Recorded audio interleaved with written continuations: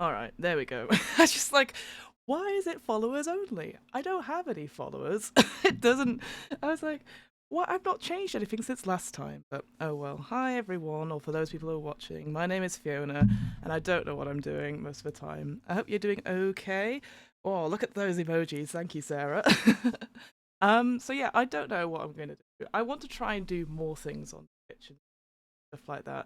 Not for any big wonderful reason. I just thought, what else can I do? I thought about gaming and whatnot, but the problem is, I don't know if you can hear it. I've had to put a noise gate on because my laptop is literally burning up.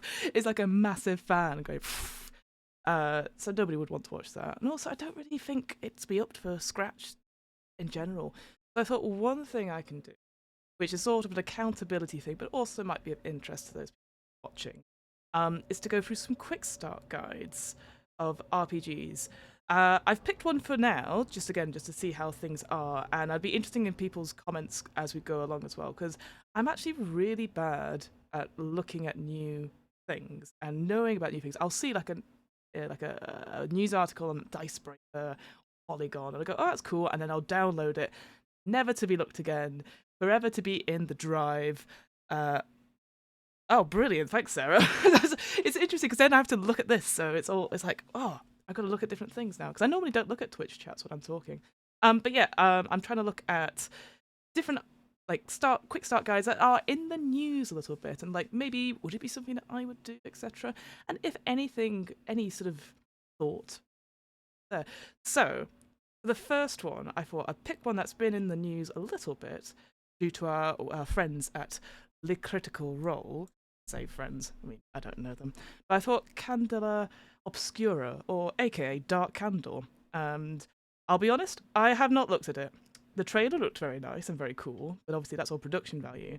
I read a Dicebreaker article that was not very, not very favourable in such a way. Obviously, I think the problem is with all these sort of RPG games is that they're always going to be inspirations from here, there, and everywhere. And from the sounds of it as well, I did think there was some Twitter storm about certain things not being credited. It's always bad. You should always credit where you get stuff from, even if it's just a random little bit and pieces. Oh, absolutely, Sarah. I completely agree. Like, it's gorgeous. Production value means a lot to me for obvious reasons. I feel like, again, it's one of those things which the one thing that Dicebreakers talked about was that it's clearly an RPG that's made for productions, and that's certainly something I've discovered very recently. Is with all these RPGs, we want to see actual plays of them. I've been to UK Games Expo recently, and obviously people are flogging RPGs left, right, and centre. Solo RPGs about radio stations. That was Dead Air. I'll see if I can put links to that in the chat actually, because that was a really cool sounding one. But I feel like it's very cool to be able to own it and play it, and certainly if you've got those games which are like what they call Memento RPGs, then you get to keep it, and that's really cool. But one thing that I do with Ware is that I try and do systems that it's a very unique experience, and it's almost like you're listening in a little bit and trying to do something different. And sometimes when you look at these RPGs, you're like, this is great, but how can I put it in a format that people can actually watch or see how it's done and go, oh, cool, I can do it as well? Because that's the thing with streaming RPGs, right? Is that people watch it and go, that's really cool, I want to do that. Or, oh, I can bring this to my place, I understand how it goes now. Rather than doing what I have had to do over the last couple of years and go onto YouTube and put how to play and then enter, and then you see all these very long videos, which are usually a black screen with white text on it, or usually somebody reading out the rule book. I say that, I'm about to read out the quick start, aren't I? So I'm going to zoom in a bit as well, because I appreciate it's probably be quite hard writing and stuff like that. So do let me know. I am keeping an I'm keeping an eye on the stream comments as well. So we'll see. Oh, there we go. We're also going to get what I call Fiona Tech Chat, where I comment on all my mistakes to normalize it, because we make mistakes, we're going forward and stuff. So let's see. So yep, nice big, very nice front page. There you go. Tick front page. Readable, I guess. The thing is, so would you print, like, if it was printed out, would it be like an actual like ripped page? I'm guessing not, because I've obviously got the back of it there. But that would be really cool as like a book and stuff like that. I know like Leyline Press, who do they've gone out of my head now. What did they do? A Salvage Union, which is like, it's in the style of like a Haynes manual, all these mechs and stuff. They recently did like a rough and tumble version to show off, as if it's like been well used as a manual out in the wastelands. And that was very cool for a prop as well. So I just wondered if that would be the case. All right, well, let's look at page 2. A quick start guide. Full rule book will be released in late 2023. So who knows when that will be. I don't want a pan. There we go. Character sheets, yada yada yada. Visit direct press, of course. Sign up to the newsletter. Right. Now Spencer Stark. No name, obviously. He is. Oh, sorry. They are. They did Alice's Myth, which is a cracking game, by the way. If you've not played it, this idea of like a silent role-playing game. Again, incredibly hard to capture, I think, on a stream, but they've done it really, really well. They use a Discord sort of setting, and they go back and forth and stuff. That one, I've always wanted to do that. Like, I can't really do it for podcasts, and I don't want to do it for stream. It's something that I would love to do, an in-person show or an immersive event, whereby everyone could have like some sort of device and go through it. Yes, I've been trying to figure out how to crack Alice's Missing streaming. Exactly, Sarah. It's such a good game, and it's 90 minutes. So you spend that first 30 minutes like setting up, and then you just set 90 minutes and go. The other thing is that the soundtrack, whilst lovely, I think is completely copyrighted. So it's, which kind of sucks if you're doing like a. I think that's the case. I'm not 100%. I have to think about these things for working in. Rowan Hall is another name I have heard of as well, but unfortunately I can't think of anything that comes to mind. I can instantly see Ivan Van Norman, who's obviously been in everything Critical Role related, or at least Geek and Sundry related as well. Got some other folks in here. Aaron Roberts I've heard of. It's a lot of me going, Aaron Roberts I heard of. Yeah, it's going to be a lot of that. Oh god, I will say though, this is the one thing I hate about role-playing games, is when they do stuff as if it's handwritten or in a font to emulate a feeling. I can't read any of that letter. If I zoom in a little bit. But look at that. When was the last time you really felt fear? I ask now because I will ask time and again during your tenure with us. Was your fear real, or rather, was it the cause of your fear based on reality? It very well may have been. See, this is why I'm not a voice actor. Perhaps a roaring fire through a house, a fist to your gut, or a knife to your. What if it was fabrication of an innocent creative, all of a dream of of a bird? A figure forced of the shadow of your room, a monster you constructed from. I certainly hope you are good at imagining monsters. We are more than a few, and we need you to tell us about them. Your lightkeeper, Ezra Ashford. But again, so yeah, this is the thing though. I absolutely love handwritten letters and stuff as props. But my god, accessibility is such a big thing nowadays, and I need plain writing. I need it in Arial. I need it big letters. These eyes have completely gone at this point. Alright, let's see page 2. So there's only 23 pages to this quick start, which thank god that is on the short side. The amount of times I've gone to a quick start and it's like 100 pages and I've gone, no thanks, that sounds bloody dreadful. Alright, ooh, some nice imagery up here. Getting started in Candela Obscura, a horror tabletop role-playing game. Occult investigators who hunt down dangerous supernatural forces, making incursions into the world very much like their own. They sound like they're aware of it, so a little bit, well, I guess a bit like Vaesen. It's also the name of a paranormal secret society charged with protecting the sprawling turn-of-the-century city of Newfair. So this is where that Blades in the Dark sort of stuff is in as well. Though we've worked to collect the knowledge of this magic over the centuries, understanding of these phenomena limited. We know they come from a realm beyond our own. But what what they want and why they're here is still a mystery.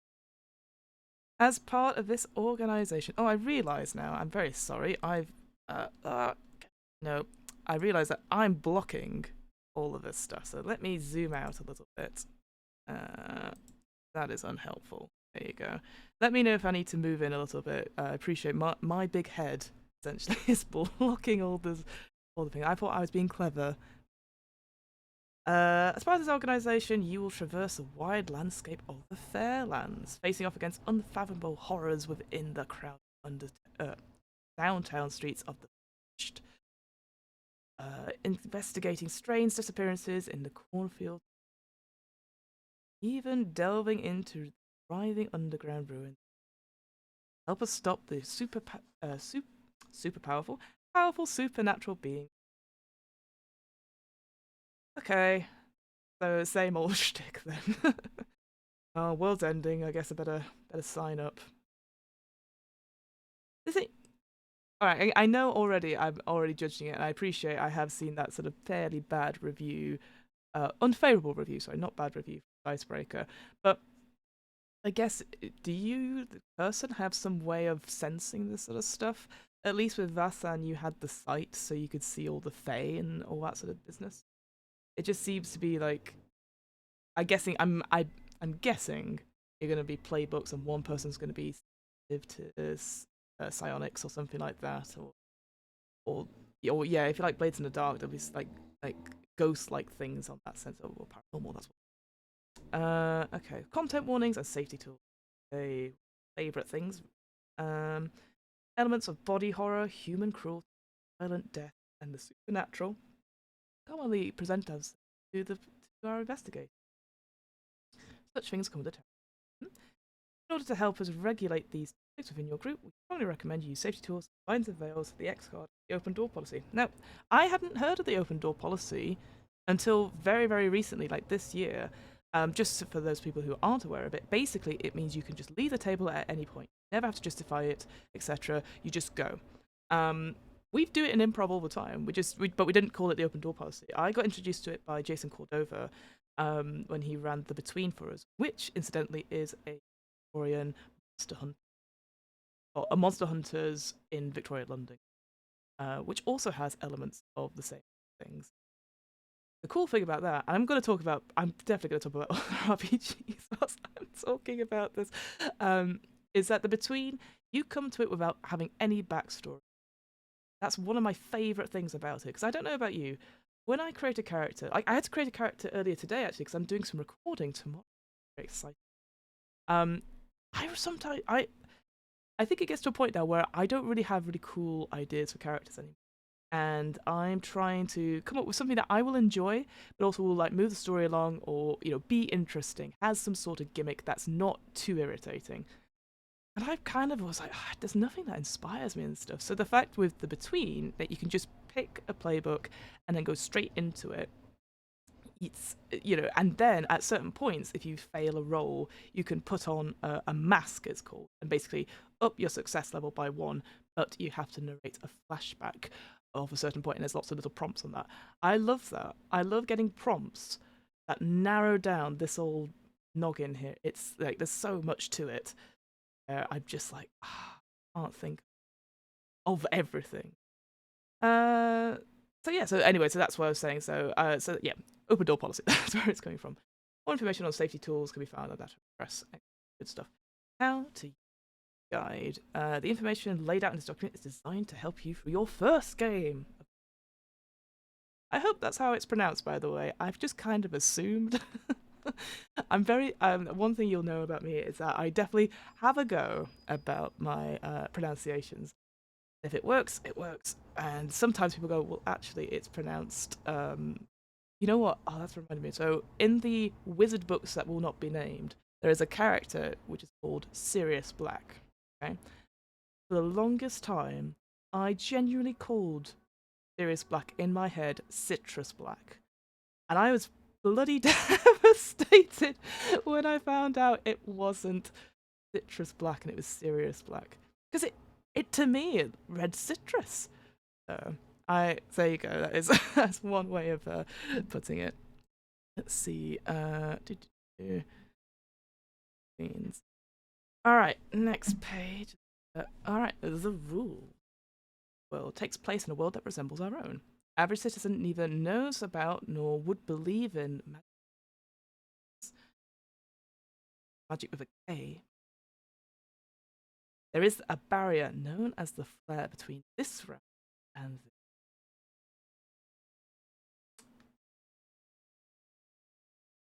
there are places where the flare is weakened, referred to as thinnings.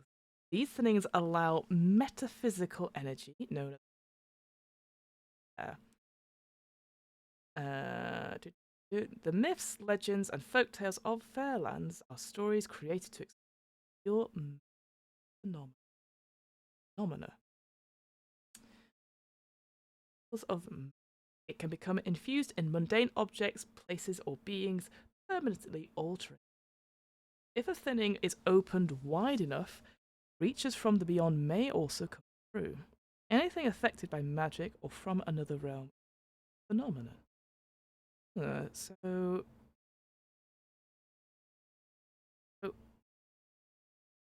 okay, right. So that's two separate things. So it can be infused in anything. And wait, so magic can. Oh, I guess it's just through permutation. Perhaps if it's near to a portal, let's put it like that, a thinning or a fake crossing, essentially wide enough, almost like a tear. I prefer things that are more like that. Thinning sounds a bit weak. I mean, it is supposed to be. Tear sounds more active. I don't know. When a person has bled too much blood, they may be taken over by supernatural forces, corrupt or die. The manifestation of bleed varies depending on the phenomenon. I see, like, bleed too much is in quotation marks.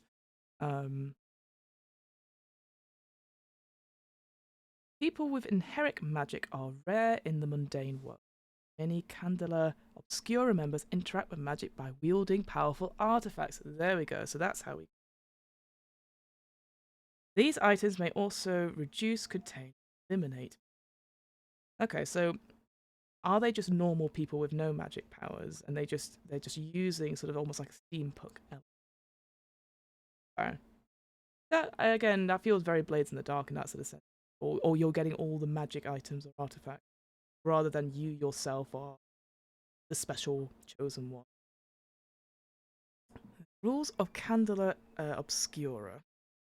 Oh, moved it on. Zoom in a tiny. It's because I've set it up to be a certain way, and we'll change it for the next one so that we can actually see stuff. Rules of Candela Obscura. Members of Candela Obscura are investigators of supernatural phenomena, attempting to protect the world from curing and studying them. Organization has a hierarchy that includes a council of lightkeepers. I did read Lightkeeper right, who direct the resources of Candela Obscura. What if we just had an RPG where you are just playing the admin team of a society like this? You just have the Council of Lightkeepers as a downtime session discussing about where your resources go. I mean, we have bloody video games all about that. I recently just played, I just literally was just playing Darkest Dungeon 2 before I came on, and I'm making sure that everyone's not stressed anymore. That makes sense with something like this, the Council of Lightkeepers. A small party is sent out by a Lightkeeper to investigate a phenomenon known as a circle. Oh, it's known as a circle. Alright, so that's... The mission is known... Feels like the writing is getting smaller and smaller as I'm sort of, desperately looking at it. There are Candela Obscura chapters, local enclaves of many members of the world. Each has an access via a thinning to the organization's dimensional vault known as the Fourth Pharos. Okay. Hang on. I thought this was a problem. Are we not fixing the thinnings? Why are we using them to get somewhere? This feels very bad infrastructure. Transdimensional Fourth Pharos. The fourth Pharos is the fourth iteration of a lighthouse stronghold that sits within the flare. This sounds bad. I I think at the next meeting I'm gonna ask for a vote and see like should we not move it somewhere a little bit safer. It feels like if we're studying these things and harnessing them, that sounds like it's gonna end badly, right? Inside there are vaults where the most powerful books, artifacts, and phenomena are kept for safety. Security of these vaults is maintained by centuries-old, constantly turning magical labs? Yes, labs. S on the. What are those? Are those people? Are they guardians of some sort? Again, feels very much like it belongs in a museum. Okay. The remainder of this document is designed for you as a source of inspiration to build your own adventures with more guidance and tools to come in the core. Quick start guide includes the first look at the world, the secret society itself, additional organizations, counter. Oh, that's cool. I love rivals games like this. I really love rivals because that means you get to have some fun as the GM and push people along if they're not doing something, and try and make them make poor decisions. I love that. And a full example assignment you can run or customize for your own tool for you to utilize rather than a set of edifices. Cool. I just want to point out as well something that always gets missed. And so look how pretty the page is, the way it's set out. Whoever the art designer is, the interior art designer, that's really nice. I really like it, like the squiggles. Again, if this was like a proper prop, this would look, the pages would be like proper, like, what's the word, is it vellum? That'd be quite cool on that front. But also, the writing would be incredibly tiny. What eyes at like 8 points.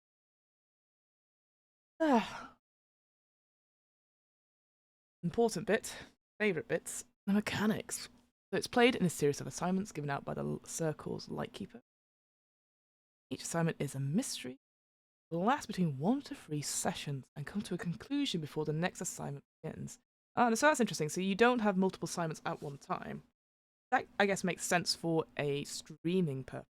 Going back to the between, the way that is structured, you play it through once at the beginning with like one mission, and then when you start a new day, you get another mission if you've got, or another assignment if you've got less than 3. So you constantly have mysteries to solve and stuff. So you kind of split your resources, and the idea, I guess, is to make it so that you are limited in what your limited in what story you can tell and what your focus is on. Almost like you do not have the resources to go investigate all these things, and that some stories will go on without you investigating them, and things will happen. I quite like that. Again, it feels very telltale, right? That sort of like, I'm going to make a story happen. I'm going to make a choice, and that choice affects the other branches of the stream. Excuse me. I took a big gulp of tea, and it's now repeated on me. Apologies for that. Alright, all the player characters, or PCs, will need one of the 5 pre-generated characters, alongside this quick start guide, and 9-sided dice called six for short. These three of these dice should be of a separate and distinct colour. Ooh. These will be referred as gilded dice. God, that is tiny. And the remaining 6 will be known as simply standard dice. Simply. Your group will need a circle sheet for the team as a whole. Okay, so almost like, yeah, team sheet. We've seen that before. And we recommend supplying field guides for each player to reference during the game. I assume, I've not downloaded it, but I assume that's maybe like a reference sheet. What moves people have on that. These are also included in the long. Yeah. Additionally, you need a GM to run the session. Very important, guys. Make sure you have someone that wants to run it. Dice mechanics, here we go. So, yeah, so this is, Illuminated Worlds is a system, so D6 dice pool. Where there is a question whether something will happen, and there is a potential consequence if it doesn't, you will make a roll using this pool of dice and take the highest result. Okay. So, 1 to 3, the roll is a failure. You don't accomplish what you want, and there are consequences. 4 to 5, mixed success. You accomplish what you want, but it comes at a cost. On a 6, the roll is a full success. You get what you want without any consequences. And on multiple 6s, it is critical. You get what you want. And right. Okay, so yeah, it's a pool of dice. You probably roll. I can see it up here, like whatever your skills is. So that indicates how many dice you have. Yeah. Okay. But you're just looking for the highest dice, and if you happen to get lots of 6s, it means you're super successful. Okay.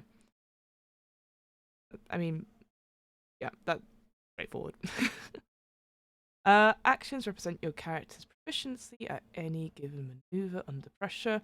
Each can have a rating between 0 to 3. Okay, so you don't get that many. I wonder what you get. What else you get? Right, just checking. I've got some notification. Gone. I don't know what it is. Verifying. Who's trying? Each can have a rating between 0 or 3, denoted dice higher value. If you have no points in an action, decide not to spend drive to add dice, you still attempt the action.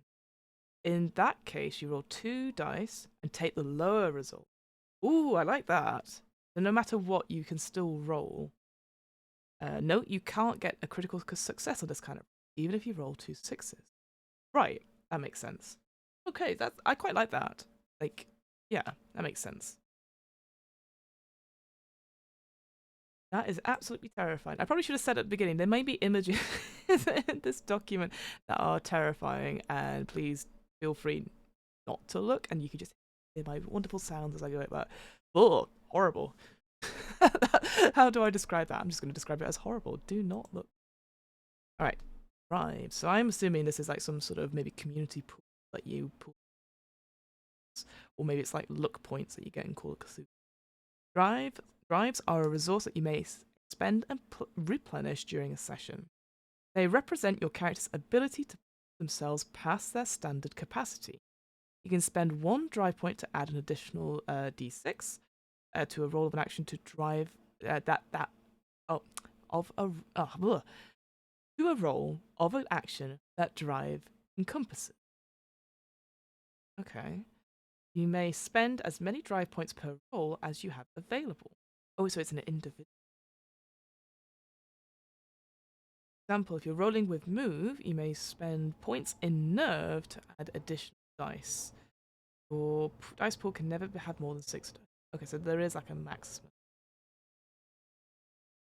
Oh, I was assuming that drive might have been like the motivation, maybe like, oh, it's connected to the fact that, I don't know, I want to find who killed my father or something like that. Something more obscure than actual, like, related to certain skill. Nerve. I'm sure we'll come to it. See here, I can see it at the bottom there. Nerve, cunning. Almost said that would what a different game that would be. All drives have a maximum, which determines the highest amount of points your character can have in that drive. Your sheet also displays that amount currently available, which is a number that will decrease as you spend. Okay, so you always have certain. Another player can assist you by spending one of your own drive points, one of their drive points. Oh, good. So it's not like, can I be there to help? You don't have to justify it. Great. So they are giving a resource to you. Yeah. Okay. Multiple players can help out on your action. So everyone could spend one. If you've got like 5 people at the table, they can give you all a point. But if the maximum is 6 dice in a roll, okay, that's good, because otherwise you could be rolling. That's no fun.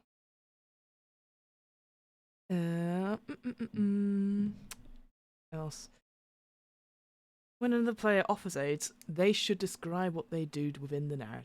It is up to the GM's discretion whether or not circle members. I kind of wish, and I know this sounds really silly, I kind of wish given the GM the name of a lightkeeper.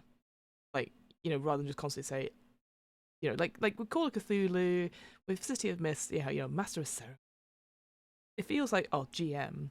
After they spent so long just doing that setup just now, call them the Lightkeeper. We're out. So the drives we've got. Nerve can add dice to move, strike, and control.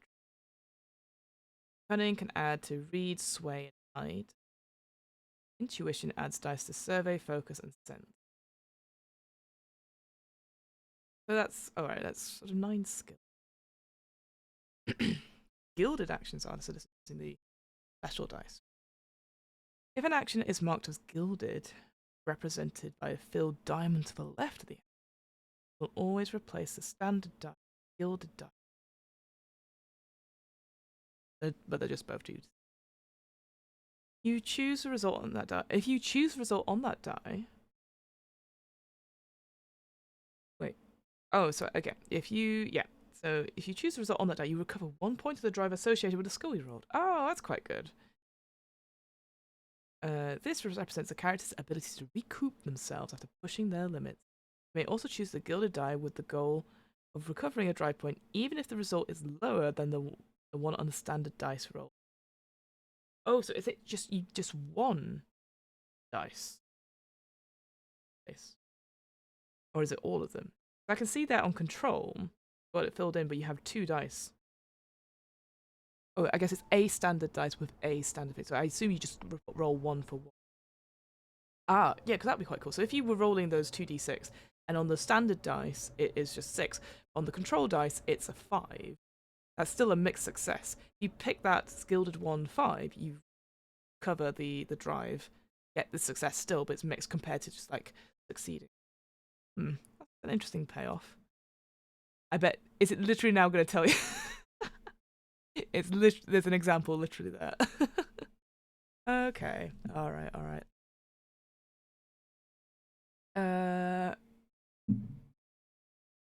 Resistance. Resistances are a PC's way of pushing back against a concept. Anytime you don't like the result of a roll, you may choose to spend resistance from remaining. You have 1 resistance per 3 maximum. I'm already getting a little bit lost. I'm sure it's fine. So yeah, anytime you don't like the result of your roll, you may spend a resistance from that drive. It doesn't go away if you don't spend 5 points. For example, if your drive is 4, spend 3 drive 1, you'll have your resistance. Yeah, right. You always have it, but you probably always have to have it, right. No, it doesn't. It doesn't go. Okay. Yeah, so you always have like a one-off Hail Mary, essentially. After spending a resistance, you re-roll the number of dice equal to the rating of the action to the previous roll. You may not use any dice from the previous. You may not use any dice from any spent drive or assistance. Ah, yes, because those are one-offs. Okay, cool. If the action is gilded, you may still roll with a gilded die. The action you are re-rolling. If the action you're rolling has a value of 0, you roll 2d6. Oh, right, so you can always push even if you're not skilled. You must accept the result of the new resistance unless you spend another resistance. But you only have 1 resistance per thing, right? Yeah, because it says here, you may choose to spend a resistance from the pertaining drive. So if you were... So unless you suddenly switched what your action was doing. I don't think you could do that. Because otherwise you could just re-roll 3 times, right? And just get rid of all your resistances in 1, but it doesn't, you know, you're just pushing yourself, I think. Of course, then I look down, there's another bloody example, isn't there? So Carlos has 1 point in strike, spends 2 points in nerve to roll 3 dice. The highest result is 3. Ugh. It bends nerve resistance to. He only has 1 point in strike, he re-rolls the dice, the new result is a 4. Yeah, that makes sense, but what if it was a 3 again? What if Carlos was rolling rubbish like we always do? After you spend everything. Cool. Oh, final bit. Abilities.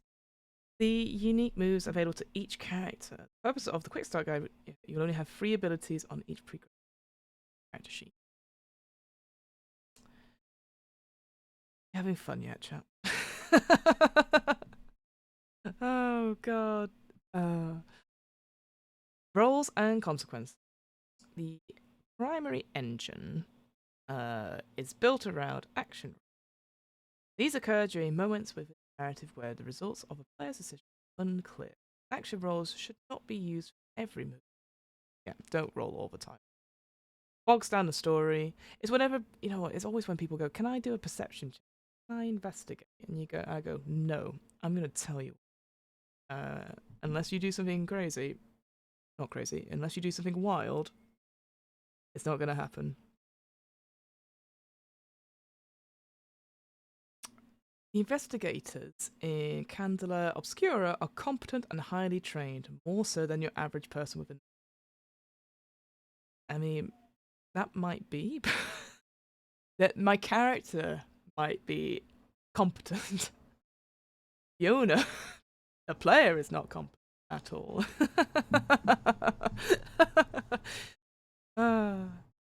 So you shouldn't roll dice for unhindered actions such as walking down a street or climbing a ladder.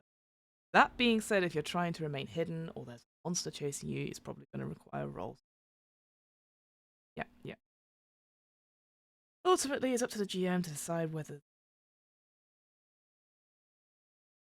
here we go. So the GM sets the stakes out of the low, so low, normal, or high, to indicate how dangerous the consequences are and tell you which action to roll. You roll that number of dice equal to the action rating, which is discussed that, plus any dice from drive points, and if people are helping you. And by default, the stakes of every roll is normal. It would be important failing. You may lower the stakes if the situation is safe, or raise it. Does this mean you can raise the difficulty? I guess not, because it's always success or not. So it's just narrative flavoring, right? Fighting enemies. Ugh. Investigation over violent confrontation. God, that is to say, although you will fight monsters, and we certainly have, combat is not the focus of gameplay. Just like in any portion of the adventure, when your circle faces up against enemies, your GM will make moves based on the player's rolls. Does the GM have to roll stuff? God, do I have to keep other NPCs?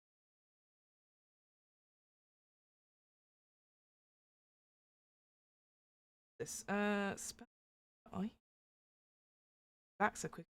Worried about you. Fine, thank you for the catch. Interesting. Oh, so they're doing this sort of semi-narrative on top of the game, like a sort of. That's cool. Quite like that. But again, it's not.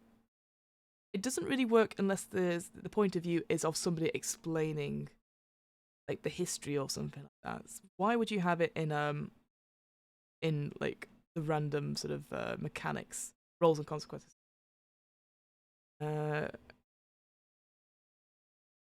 Your GM may even surprise you with unexpected consequences based on your role. I mean, death? Anyone? Building a character. When making a character, you can choose any of the 5 roles: face, muscle, scholar, slink, and weird. Those are absolutely taken from Blades in the Dark. Each of these roles has 2 specialities. Face has magician, muscle has soldier, scholar, doctor, and professor, slink, criminal, and detective, weird, medium, and any combination of these group of Candela Obscura investigators known as a circle. Each role and specialty provides starting values for actions, as well as a list of available abilities. We're not going to go through standard character creation because it's a quick start guide. Fair enough. Five included sheets are pre-generated. They only require a little bit of custom. After choosing your speciality, fill in the bold and circles and one of the 2 abilities from. We've taken one role as well. Add a name, pronouns, style for your character. Describe their catalyst. Ooh. Why did they join Candela Obscura? And their question, what grand or personal mystery are they hoping to answer through? That's what I like. I like the idea of a catalyst. That sounds quite fun.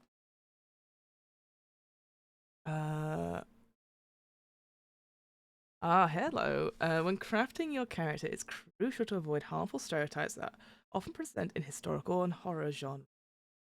For instance, if you're creating an explorer, they should delve into their own cultural history instead of appropriating others. Thank you very much. Brilliant. Similarly, mediums should not use other cultures' attire as a costume. Doctors should not indulge in any historical practices that are rooted in a racist and ableist ideology. Although the PCs may be ill-disposed, tactless, or even cruel, always strive to construct your own protagonist within. Thank you. That's great, actually. Because so much of the time we have games, certainly say games like Call of Cthulhu, which is still like I have very differing thoughts on it in the sense of like I really enjoy running it, I enjoy playing in it, but obviously using stuff like madness, play mechanic, not great. That's actually something we took out of the Alien RPG. If you roll too much stress, you could get in the game. You can get a permanent trauma thing. And I asked the team, do they want that in the game? And they said no, and I took it out because, frankly, there's a lot happening in that game already. You don't need it. And it's the same thing, like in improv, we have this thing called playing to the top of intelligence. You could be the sort of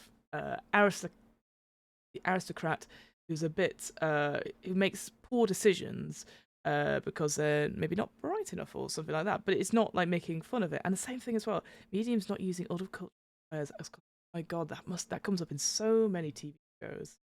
And the same with scary doctors doing horrible things. You know, like you said, like racist. I've never actually seen it in as much detail as that before. That's rude. I'm glad it's there. It's there. Connections, gear, and mark. Connections are the bonds you establish with the characters at the table during character creation. Assign relationships between investigators, ask questions about their shared goals, and interweave characters' backstories to foster more engagement. In the full game, there is a defined method for building relationships. That'll be interesting, but for the purpose of the quick start, simply write the name of the character and your connection with them. She had it. Because I find that stuff really interesting. Making like connections with that are unusual. That's the one thing I really dislike about improv. You know, when you say, "Oh, can we get a relationship between these two characters?" Every single time, it's always like boyfriend, girlfriend, or mother, daughter, mother, father, etc. Cousins. I've had cousins so many times from relationships. Like, I don't know what to tell you.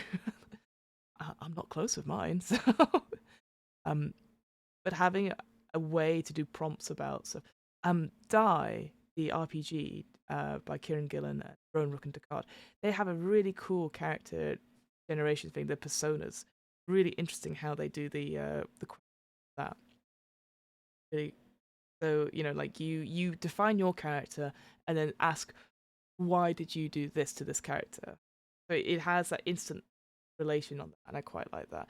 Similarly, we did it actually with the Alien game I ran at UK Games Expo. I made them create characters, and we did like rivals and buddies, and people really enjoyed it. Why so and so was a well, what I did for it, 'cause it was actually it's not in the book at all. You just normally you just pick whoever, right? But in game in the final that I did, I said, okay, you the character, you the player, you pick who your buddy is, but your buddy, the person you've picked, they get to pick who your rival is and why, which I quite liked. Rather than like themselves picking it, it was somebody else, and it was just a way to abstract out and maybe see things from a different angle, which I quite enjoy. Anyway, what was I saying? For each assignment, you will choose gear from the available list the moment it is needed. You do not need to pre-select items before an investigation begins. And very much like you may choose up to 3 pieces of gear during your assignment. I seem to remember in Blades in the Dark, you had to pick what your load was before you went out. So if you had like a heavy load, you could bring more, and if you had a light load, so that was always the sort of scary bit, was like how much stuff do I, what backpack was I meant to bring? Oh, let's see. There's also a blank space to utilize something to take something significant. Your circle has previously acquired or has access. Okay. Artifact weapon. Does it do anything, or is it just like a nice thing to have? Like in Alien, they have like everyone has like a significant item, and that does like a mechanical thing, like you. Damage to the character's health is tracked by using marks, which is made up of 3 different categories: body, brain, and bleed. 3 Bs. Body represents physical harm. Brain represents mental strain or stress. And bleed represents harm. Whenever you have more than one track for health, it goes out. I really struggle to keep that myself. I really think like having just a 10 boxes of health is the easiest way for it. Like all these different kinds of harm, they're going to reflect on you in some way. There are 3 available marks in each category. You should never need to, if you should ever need to take a mark and can't because the track is full, erase all marks on that track and become incapacitated in the scene. Immediately take a scar. See, I would just like have the 9 boxes and then have like a line between them, and then as soon as you got to it, you'll be like, okay, incapacitated scene. Take whatever it is on. So it's just one line. Scars represent permanent changes that affect a. When you take a scar, write down a narrative change based on the nature of the attack caused by the scar.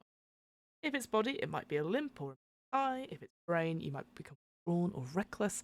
If it's bleed, if it's bleed, perhaps you're always dripping with black ichor. Or your body grows small, luminous tendrils where you once had. Ooh, I like that as a flavoursome thing. Like whatever magic sort of alters body in some way. Again, that's the body horror of it. I can imagine like describing somebody like having like, like the image of like the camera on someone's hand, like dripping off like a sizzling, very much like the alien acid blood. You must also remove a point from an action of your choice and add a point to a different action to reflect how your character has changed because of the scar you now carry. Ooh, you changed that, so you don't lose anything you choose. You can return to the game once your circle has got you. So that's quite cool. So if you've hurt yourself, like if you physically harm, so you get, say what it says, a limp, but then you can take that point of a point of the action of your choice and add it to a different action. So also it's not the nerve whatever from before. It's not those drives. Oh, okay. Ooh, that could be quite interesting. Yeah, you got those 9 sort of skills.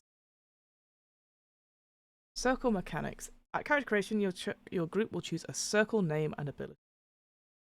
After each assignment, the GM, the Lightkeeper, will ask 3 illumination questions on the circle sheet, and for each answer in the affirmative, circle earns 1 illumination. That sort of positive reinforcement. Why, I quite like that. There was, what game was it? They had a game where if you created a character and you had more positive aspects, you had like some positive relationship to an external NPC or something like that, you would have more points to spend on creating a character, like creating like superpowers or something like that. Because a lot of the time, certainly with these kinds of games, with the horror element of it, you get to a point where it's just very grim, right? It's all very much like edgelord, like I'm an all everyone's Batman, That could be fun for the players, but it's really difficult for a GM because like you're trying to find bonds and very much trying to find like something to play off, right? I remember some book that talked about, um, you know, get someone to always get players to have a character that's not related to the story, so you can pull on those heartstrings a bit.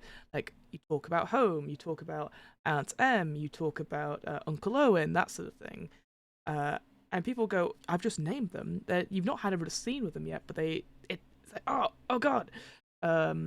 Which yeah, I always think having positive bonds and encouraging that, it adds so much for players in that sense, and for the GM as well, making it easier. Let's see. Then the players ask. Oh, then the GM asks how many players fulfilled at least one of their illumination keys. There are prompts at the bottom of the character sheets that guide roleplay of that speciality and unlock a path to advancement. Yeah, most powered by the Apocalypse games have that sort of XP.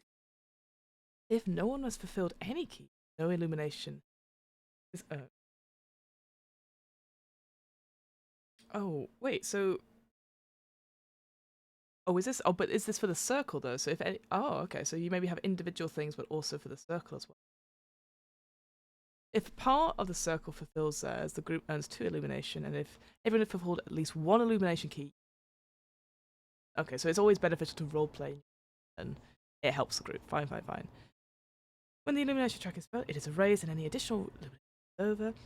And you choose 2 different character advancement individually, and then the circle chooses a new circle ability together, so everyone levels up at the same. The illumination track has milestones on it to represent golden circles. Oh, hey, Dan. I'm just finishing off here, but I'm going to come over to your stream in probably about half an hour once I finish this quick start. But nice to see you, man. Let's see, where was I? Milestones on it sent to emboldened circles. Between assignments. Okay.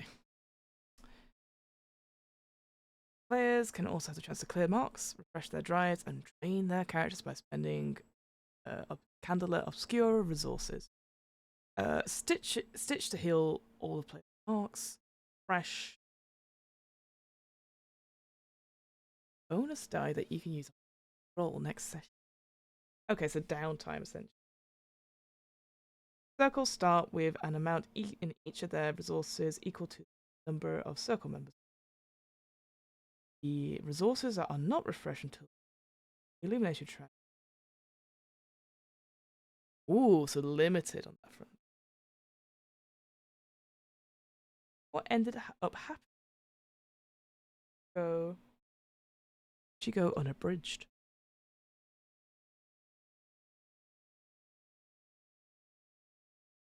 When a PC takes a scar, we encourage the player to look deeply at their character and consider the way they might.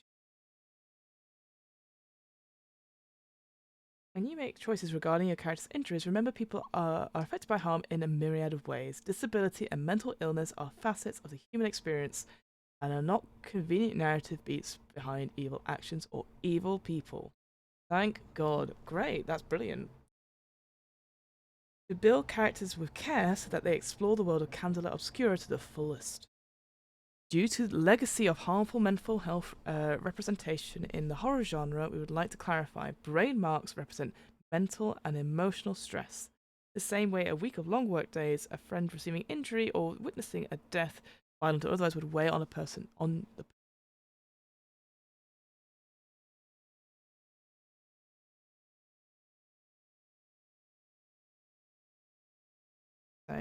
I've only heard stories about these.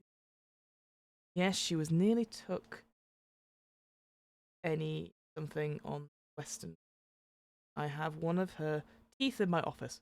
Super. I'm glad I could. I'm guessing it's this creature here. Oh, hang on. There was. Hey, alt text, everyone. Got a sketch of an owl-like head on a long dark cowl. The creature's mouth opens impossibly wide and a spiked tongue hangs out. A handwritten note said, "Read Strixon. Strixon." Its mouth splits down the throat, allowing it to swallow large animals whole. The tongue is barbed and will whip around and stare away. One of those Resident Evil dogs, huh? What? Doesn't have it on the side though. That's a shame. And then more examples of scars. That's cool. That's cool. Hey, it goes back to what I was saying about Call of Cthulhu. Insanity is neither ethical nor mechanically viable. Bleed scars may seem to be removed from this discussion. You should treat them with similar care. The addition of magic does not make the experience of harm any less human. Furthermore, we often analog. No. We often analyze words. We often analogies what we don't know. Rituals rituals from other cultures, sacred rites, and practices from traditions that aren't our own to be strange and mystical. I mean, so far, like, I kind of wish this stuff was earlier. I mean, I know it's connected to like explaining the mechanics and stuff. See the following chart for examples of scars. This is what I need. Is like, scary image. Just be warned. I don't know what the alt text is for that. A woman with deep black eyes looking directly at the viewer. Her left half of her face and shoulders dissolves into an inky black stain, revealing sharp fangs, exposing her skeleton at the shoulder. Vibes, absolute vibes.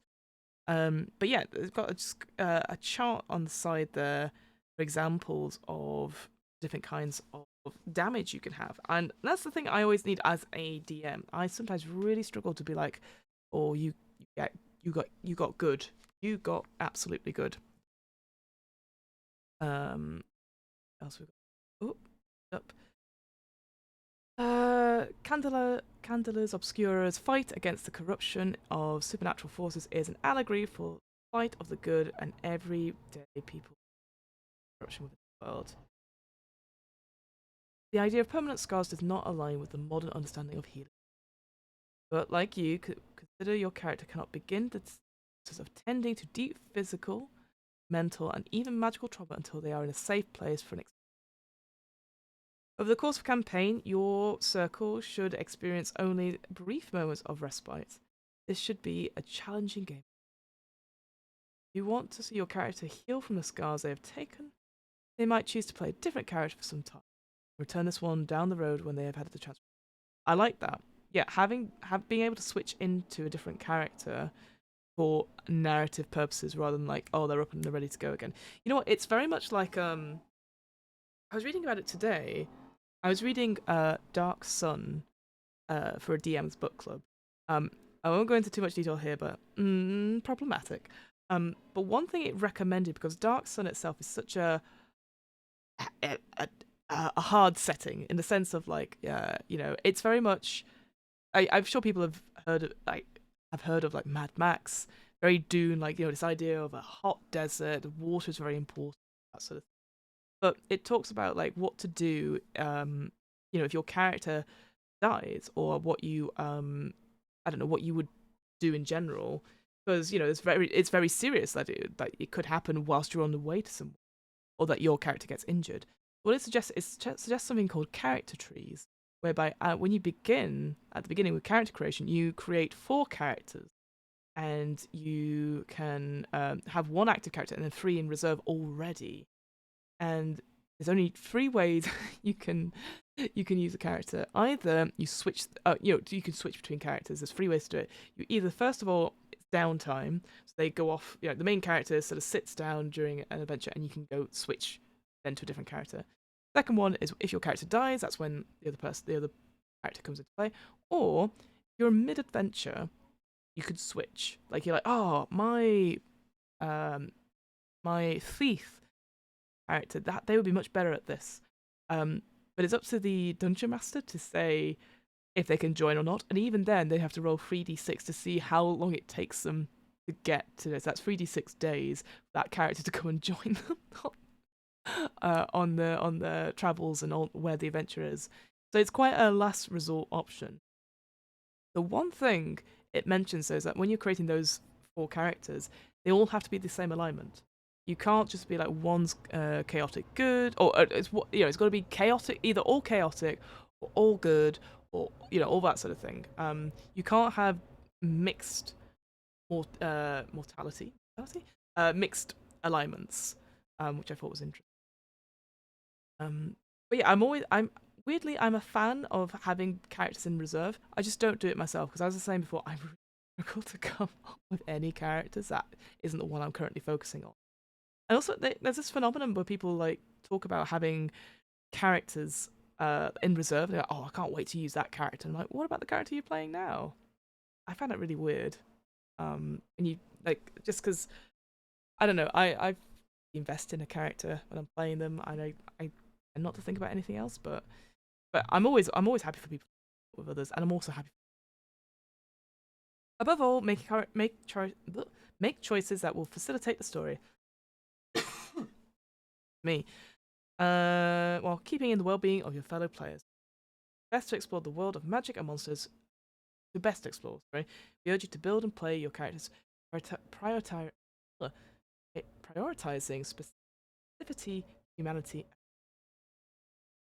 It reminds me, I like obviously maybe I've grown up or I've been running games so long now that I've used safety tools, open door policy, the X card, lines and veils, check-in stuff, and the same for improv as well. Since the pandemic, we've been doing all of that stuff.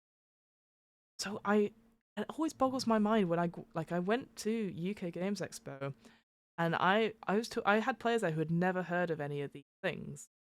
And I go around, obviously, I'm like, okay, boundaries, anything. They go, nope, nope, I'm fine, I'm fine. I'm like, okay, here's mine.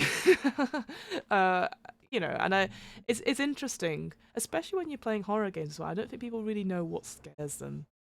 Uh, and I think what's the word I'm trying to think of, or what I'm trying to say is that I always don't like it when people go, I don't have any boundaries. I don't have any accommodation. I always say like, oh, there's nothing extra for me today.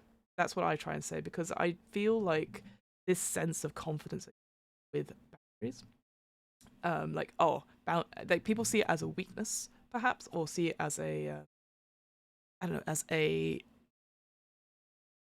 administration thing. It is an administration. But my tip, by the way, if you're a bit worried about doing safety tools stuff, because I know you as the GM have to put it together, right? You have to talk about it. It's your responsibility. Yeah, everyone's responsible for everyone's thing, but you are the one that has to have the conversation.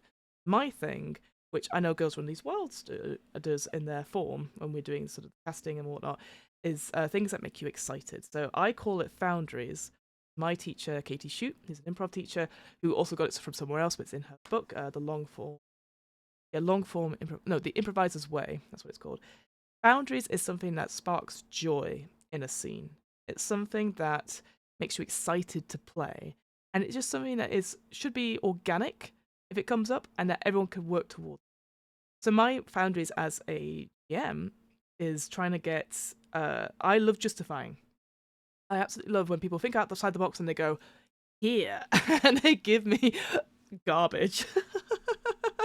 And then I work out how I can put it together, how I can sort it, and see if I can make anything of it. And it just makes me, I don't know, I really enjoy that. I also like being put on the spot, or as some people say, put you in the shit. There's a horrible term which I'm not going to say, but oh shit, if I say that, whatever. But like, when you're sort of upping someone and like putting them into it, I don't mind that suppose, but I know some people don't like it. Weird ones I've had in terms of foundries. Sorry, not weird, but ones I found interesting. Singing was one that came up as a foundry, so they would love to sing, and I don't like singing. I don't mind singing if there's a purpose to it, but if you're doing it in a game, I remember somebody brought it up as a foundry, and then they started singing, and it was incredibly forced, and it made me very uncomfortable. I'm not a big fan of doing musical improv myself. The reason being, right, so silly, it's because I'd love to learn it. I think it's something that gets me out of my comfort zone, etc. Like that.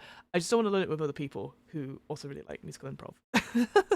Anyway, that's a story for another time. Sorry. Here we go. The setting. I'm going to talk about the setting, and then I'm just going to. What time is it? Oh God, it's 9:15. I'm so sorry if you're still here and you listen to me babble.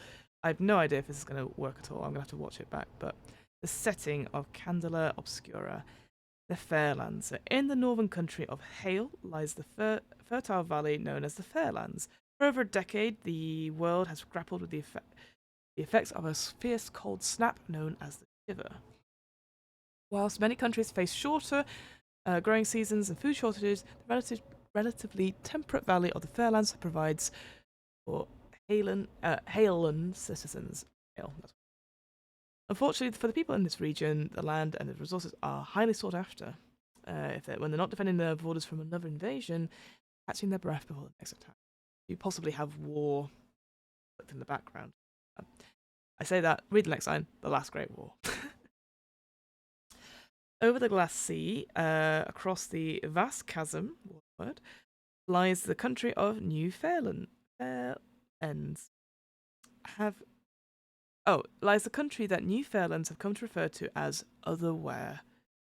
Though relations were peaceful, in 1898, this distant power sailed their military forces to Hallow Harbour to capture the agricultural resources of the. I mean, with a name like Otherwhere, that's pretty rubbish, isn't it? Oh, not rubbish, but it's a bit like, ooh, the others. Ooh. The war lasted for roughly 6 years. Fairlands and its citizens suffered immense. Food and other natural resources allowed people here to sustain themselves through the conflict, but it was the discovery and harnessing of electricity that allowed them to push back the colonizing forces of Otherwhere. In the wake of their victory, the city, always a hub of immigration, was suddenly flooded with war refugees. Though the population boom was daunting for a wartime infrastructure, the cultural adaptations born from this time transformed New Fair into one of the most vibrant cities in Hale. 3 years since the war, okay, so we're in peacetime, peace post-wartime. The country restored itself, but like the wastes of Westrek, the collector's psyche is permanently changed. While some have adopted an electric live while you can attitude, others desperately seek resolution, loss of an entire generation to Otherwhere. So definitely sort of early 20th century vibes in that sort of sense then, like Great War vibes. Okay. I guess. The language of Hale. Many words found within this text are English translations of the Halen language. This is apparent in the names of the places. You'll notice that many regions or districts are exactly called what they are. For example, Westrek is the land next to the west of New. Okay, so I made fun of that. That's my fault. Apologies. Didn't make fun of that when I said Otherwhere. It's a very sort of natural sort of like. I mean, saying that, I remember I got asked for a name of a village. I just said, oh, 2 days away, and they asked me why it was called 2 days away. And I said because it's 2 days away if you're journeying from here right now. So I shouldn't make fun of crappy naming. I certainly can't name anything better myself, and so if it's a translation, it just makes it easier. So okay, I understand that. So apologies for making assumptions up front. Simpler names ease translation in cities full of speakers of diverse languages. Some, the directness of Hale's speech is considered rude, whilst others find it trustworthy. Well, there you go. GMs are welcome to establish their own Halen words. Oh, I quite like that. That's quite good. Should you choose to go this route, we recommend you draw from your own language and the history and experiences that shape it. When developing your own vocabulary, remember to respect for real-world languages and their speakers that build a safer playing space and encourages bolder exploration. Your group. Okay. It makes me think of like that game Dialect, where you create a language, what happens to it and how it gets lost. It's a game I really want to play actually, but with all these games, with that game, I thought it was a solo game. It's like you need at least 3 or 4 people, which it's fine, but sometimes it's a hard sell. The more sort of abstract ones, perhaps. Hey, if there's a solo mode for Dialect, let me know.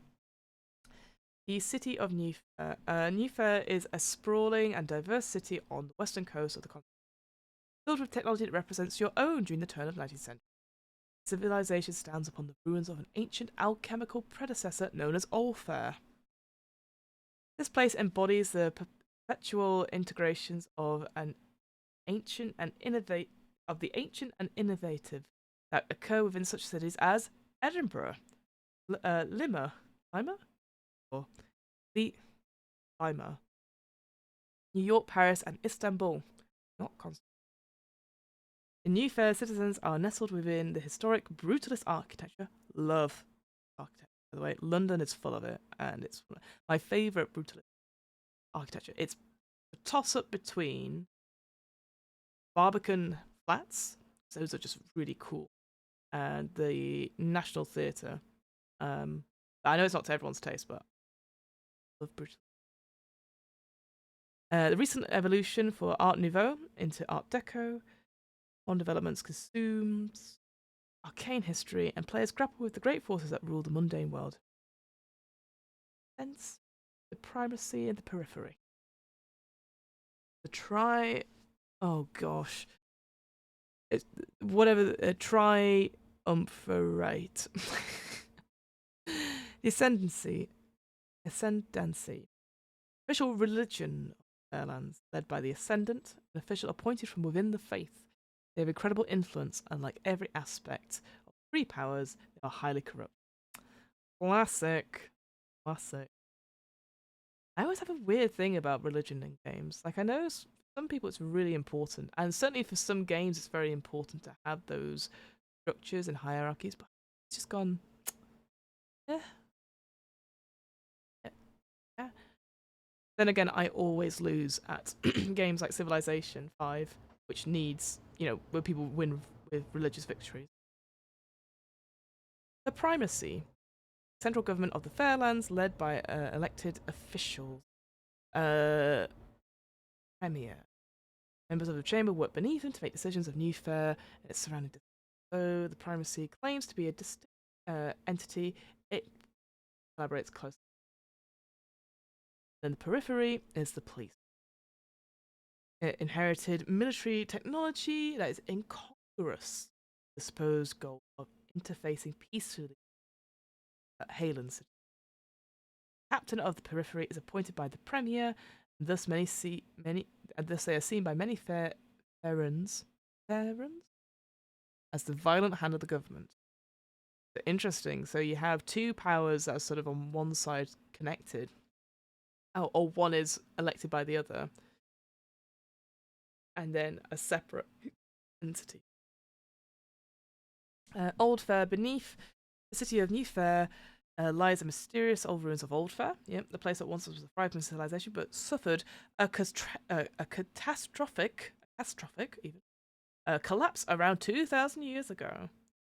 Perfectly positioned within the safety of Hallow Harbour, protected by the treacherous Brindleborn Mountains, Old Fair operated in relative impunity in the ancient world, led over time by empresses and emperors, as well as a council of powerful alchemicalists. This is going. The city attempted to utilize magic in the way New Fair now uses electricity. The city was built around a central tower vault, the Ziggurat, where the government of Old Fair attempted to house and utilize magical phenomena. Why do people think that's a good idea? The alchemists were ill-equipped to manage the bleed, and the citizens were affected by horrors that came from prolonged exposure to the corrupting energy. Yep. It belongs in a museum, not directly next to infrastructure.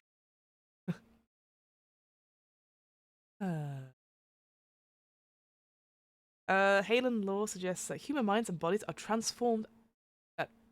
Halen law suggests that the human minds and bodies transformed and society collapsed.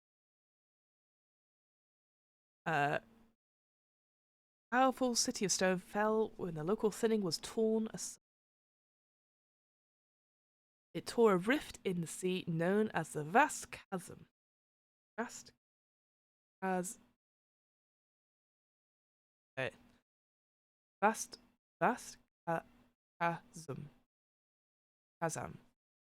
Possibly. I don't know. A wall of water swept forth and first drowned and then buried Old Fair, wiping its technology from.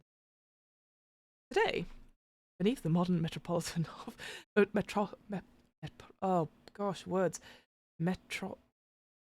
Modern city of New Fair, within the tombs of its predecessors, magical monsters and alchemical discoveries, mutated Olfarian citizens still lurk.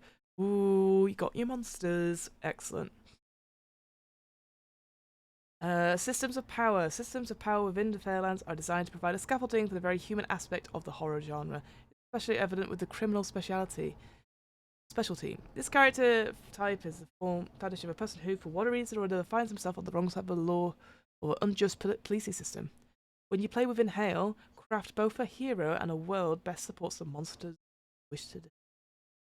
Ooh. Some good writing there. Oh, excuse me. Oh, you talk for so long. Here we go. So Candela Obscura evolves through the ages and attempts to find and secure the effects of the bleed. When investigators discover things, they build lighthouses containing magical astro labs at each site to hold back deadly forces. Oh, that's okay. So if they're holding back, okay, that makes more sense. That there would be one right in the flare then. These bleed infested lighthouses are all found all across Haleland landscape. They offer an ominous reminder of the ramifications of failure. For New Fair citizens, they become a pinnacle of local mythos to warn the vulnerable away from danger.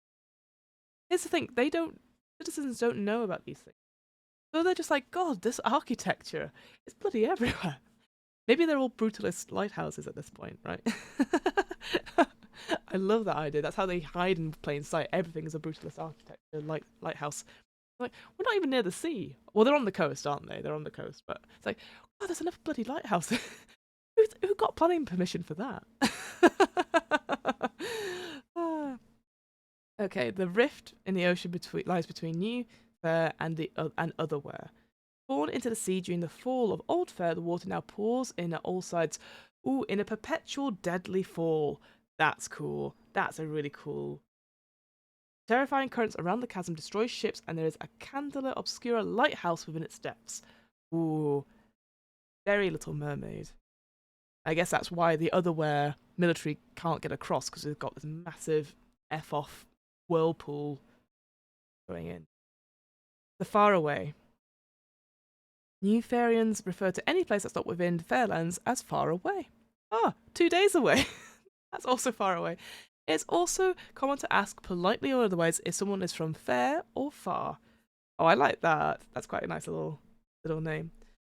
Otherwhere. This is the name used for the country across the sea, where Otherwhere attempted to colonialize the Fairlands in the Great Last War 3 years ago. Relations with the people of the nation shattered. Though Hale was able to hold off invading forces with this development of electricity, this scientific development is spreading across the world and has brought a new fear of war down on the people. Here we've got some districts that have been mentioned before. So what we've got Briar Green, the most verdant area. Briar Bank College. And it's filled with a large number of flowering trees and affluent. The Eaves, a great name for a district, by the way. Is it got books? No. Olfarian buildings. Exceedingly wealthy and exclusive. It's the residence of the Premier, so Prime Minister on that front. Hallow Harbour, the port of New Fair, trade hub. Counts for the major port of wealth. 9 Eyes, home base for the referee. Oh, that's the police force, right? Relatively small. Oh, 9 Irons, I guess. Sense prison. Oh, hanging grounds known as Gallows Gate. Oh, do we have hanging in games again? Corporal punishment again? Okay. Yes. Not a big fan of that, to be honest with you. There's a landfill that has a small shanty town. East. The Red Lamp Arts District within New Fair's hub of legalized sex work. Hey, great. Most of these tablets here sell one of three things: sex, scarlet, or the chance to gamble your money away. Scarlet. Is that like some sort of... This is Mayor Fiona's like, is this some sort of cool thing that the kids do? I don't know. The arts district within the city hosts artists and scientists eager to buy large workspaces. And underneath, this is one for Hamilton. If he is listening about it, he might. Architectural sketch of the eaves and the south soffit. Construction of an Orpharian arch raises the wealthy neighborhood of the eaves above an impoverished district. Oh, that's a double district. Oh, I mean, very cool, but also incredibly sad. That's a cool drawing, though. Like that. Like that a lot. Oh, what else we got? We got the steel, which is the industrial portion. The River Line, which is the home of the of the religious one. Popular tourist destination due to its collection of historical. Citadel, middle class sprawl, up-and-coming residences, newly installed electric lights. Silver Slip, the seat of the prime. What's the primary? That's the government, right? Yeah. Yes, government wishes to convey its citizens. Courthouses, law offices, and some of the wealthiest businesses in the region. And then South Soffit is the lower class district built into the old Farian ruins beneath the ruin. Oh man, you know there's gonna be rubbish down there. You know there's gonna be like and stuff. And then the Varnish. The Varnish, not the Vanish. The downtown portion of urbanized New Fair, filled with expensive shops, bars, and restaurants. Attracts tourists and wealthy locals alike. Cool. Ooh, oh, look at that beautiful map. What does the alt text say? Fantastical map showing the fairlands of the city of New Fair in the center, the glass sea to the north. Oh, there's the chasm. See it there.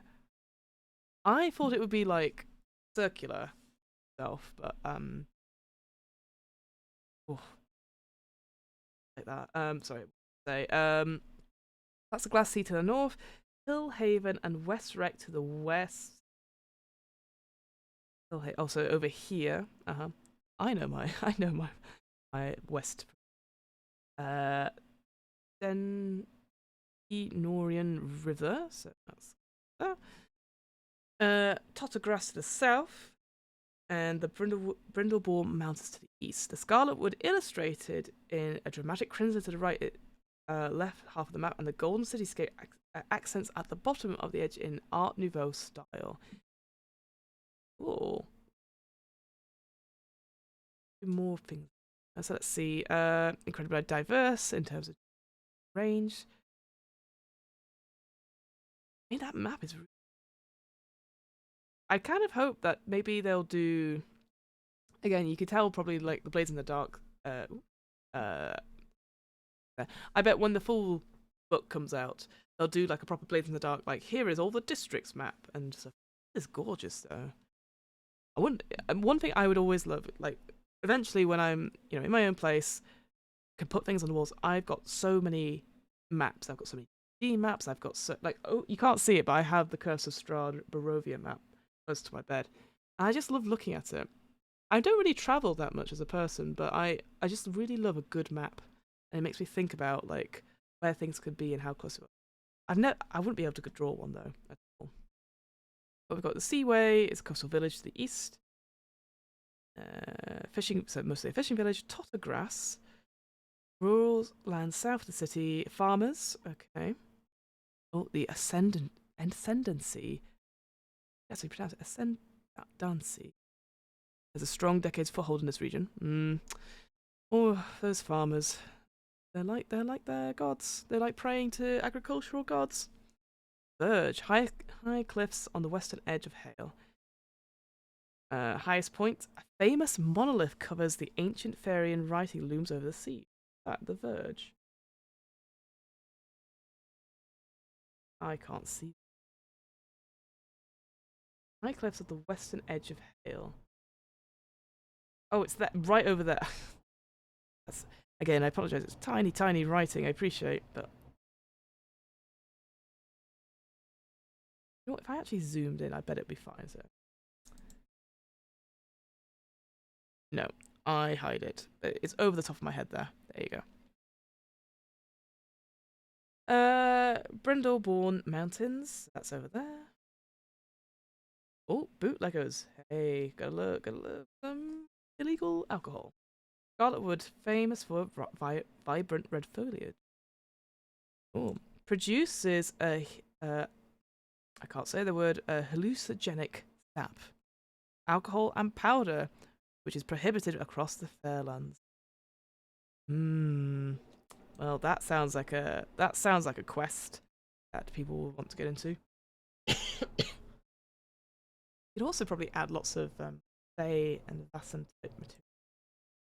And then Westrek is a war-torn land to the west, which is over here. Oh, but it's prolific. Well known for its location, lots of landmines that still pose. Oh man, that's scary actually. An interesting flavoursome thing if you're going to really focus on the war, perhaps.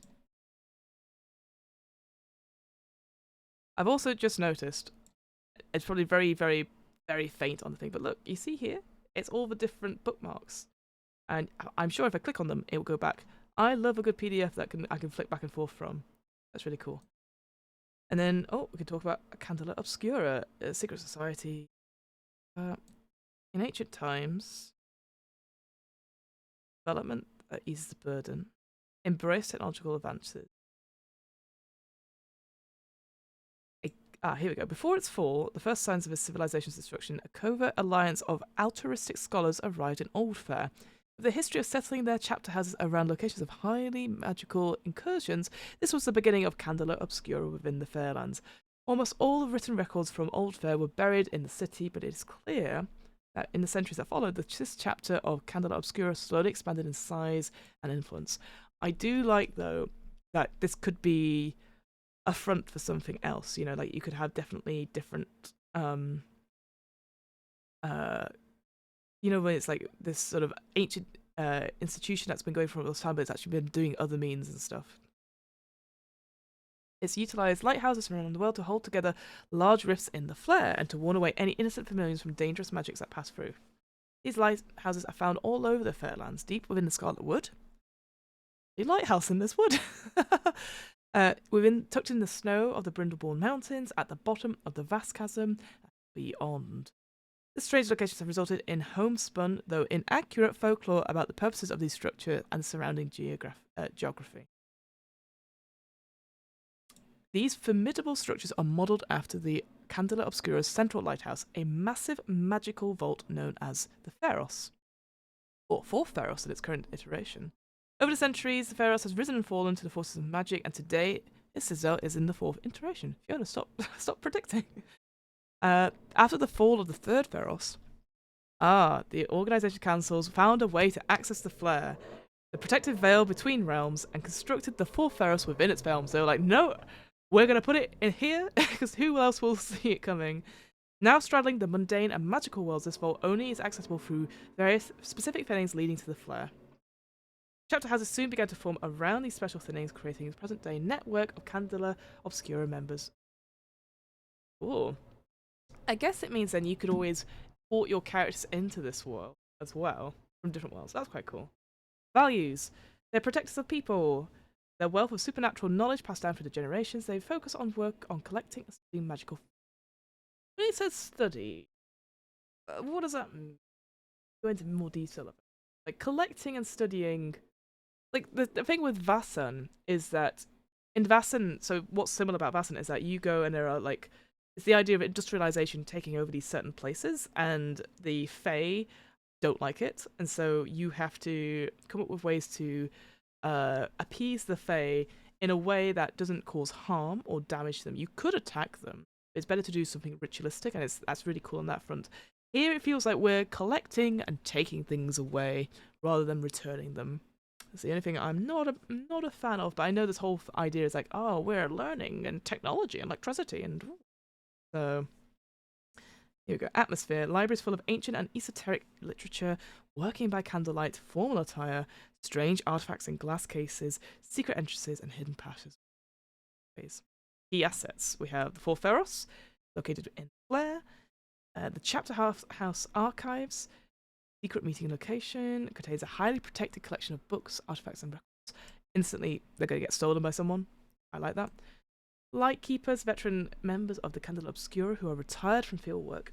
Excuse me. Hey, look at here. We've got some notable characters, some NPCs. She and they, thems.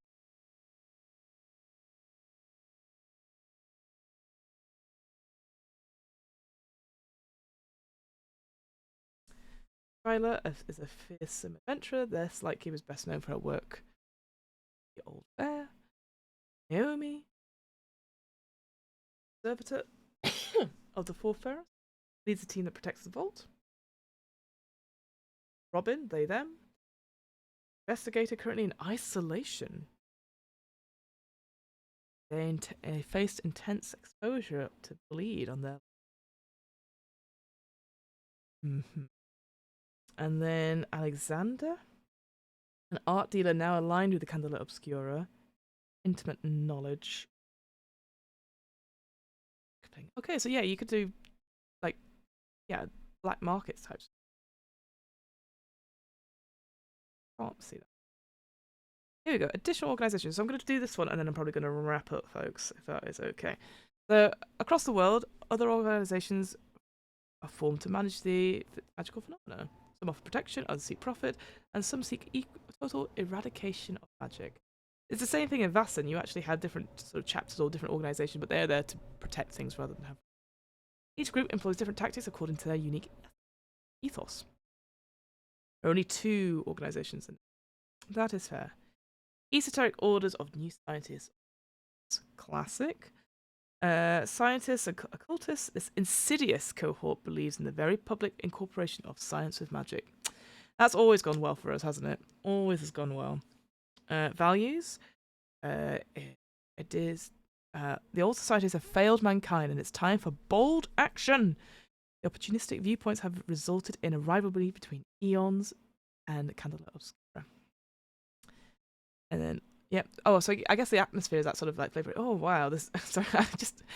When you sometimes you're like, oh, alt text. That wasn't there on the previous page. Laboratories with beakers and brass, in spaces, upscale businesses, dense files, hastily scrawled notes, and dangerous. What does it... The alt text for the image says, torn page with 3 charcoal sketches and handwritten notes. The first sketch is a pair of workers in gas masks with the text Radiant Corp employees required to wear company masks when entering mines or working on with raw materials. Masks are not supplied by company, must be purchased with employers' own money. Christ. Like working for bloody higher education. Below that is a sketch of a wooden scaffold. Oh. Sneezing. Oh. Just show me. Right. Rail going into a tall fissure which reads, Mine entrance. An eerie glow has been seen beyond the entrance at night. We'll need to investigate. And then across the bottom, a sketch of a figure with an arched back in agony. Bones exposed and clothes shredded. The text reads, The source of the eerie glow was discovered. A man was found dead and in the pose of great pain. Mask nowhere to be seen, nowhere to be found, clothing torn, and his bones were glowing. The green stain is splashed across the page. I will say, again, can't read it. That's such a small, tiny thing. Thank God for alt text. Horrible. Oh, here's another one. A cross-section of a liquid-filled metal cylinder labelled Esoteric Order of New Sciences Experiment #TV47. What are they working on? Ooh, here's their key assets. So, the Devil's Well. I mean, if you're going to call your lair the Devil's Well, oh, it's not going to work. So, located under the glass sea, this was an attempt by Eons to create a vault styled after the Force. They're just copying us, guys. The Galvan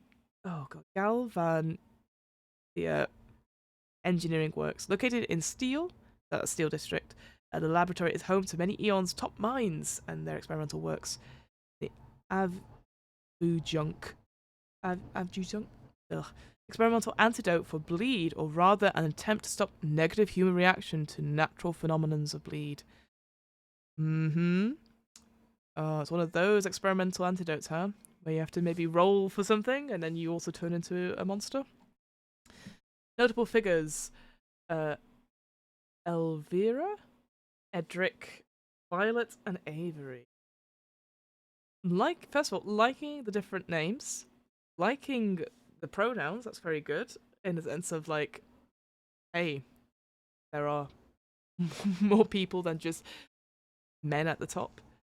Already you've seen two sort of oh wait, I've just seen it. Elvira and Edric are twins. Oh, I love a good twin. Oh, very good. Alright. The Office of Unexplained Phenomena. Or is it OUP? OUP? I'll just call it that. Oop. The underfunded and undervalued division of the periphery. Oh, here we go. The police force. Here we go. Omnipresent but invisible to normal society, the Office of Unexplained Phenomena specializes in the discovery, analysis, and suppression of magical phenomena.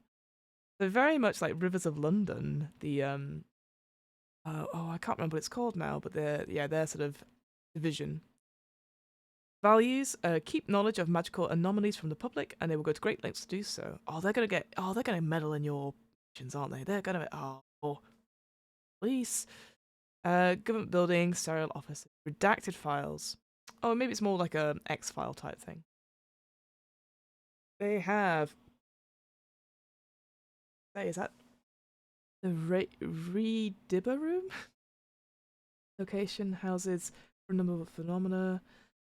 Safe Vice, Grey Slate Sanatorium. Oh, an asylum located in City. It's often used to hide away civilians or agents subjected to too much bleed. OUP frequently uses the slang "they're going grey" in reference to this facility and the effects of the bleed. Ooh. Slate. I like, again, if I was to flavour some of it, I'd probably make it so that people who'd seen this sort of phenomena, this sort of bleed, maybe would be like losing their colour slightly. They look grey, almost as if they've sort of become like a black and white photograph. Notable figures: we've got Baxter, we've got Marcos, Dr. Ida, Farah. Is that a thinning? Watercolor illustration of a massive lantern-jawed creature made of smoke rising beneath a brightly lit cabin. It drains the light from the window with open. Oh, I thought that was like a thinning portal there, but now I can see it. That's cool. So we have a business card for Ezra Ashford. Meet Farah. 318 with. Whoa! I've seen this image before using it on the branding, but a black-haired woman in a bright green dress holds her hands to her face in a silent scream as her face, hands, and chest burn away to reveal muscle and a skeleton. Whoop, sorry about that, guys. Oh, dress to kill. And this is the assignment. Alright, well, I'm going to leave it there, folks. No spoilers, per se, because maybe I'll run this one day. So yeah, I guess my final thoughts, if you're interested. Setting is interesting. I think there's a lot to play in that. I think it's quite an interesting setting. Again, I could see the inspiration for it from Blades in the Dark. I wonder, did it? It doesn't say, does it? I think that was one of the big things that came out on Twitter, is that they didn't really say where it had come from. Or any inspirations and stuff, which is a shame. Yeah, cultural consultants, though. Always good to have sensitivity writers and all that sort of thing. But yeah, no, any inspirations or credits and that. That's a shame. Well, actually, let me check back. Don't look. No. That's also a scary image. Yeah, the setting is interesting. I think some of the mechanics is alright. The gilded dice thing, I like. I don't particularly like having 3 sets of health. That drains me so much as a GM. It also doesn't say what I do for NPCs. Is it more of a player's role? I'm sure I'd find out in that additional adventure.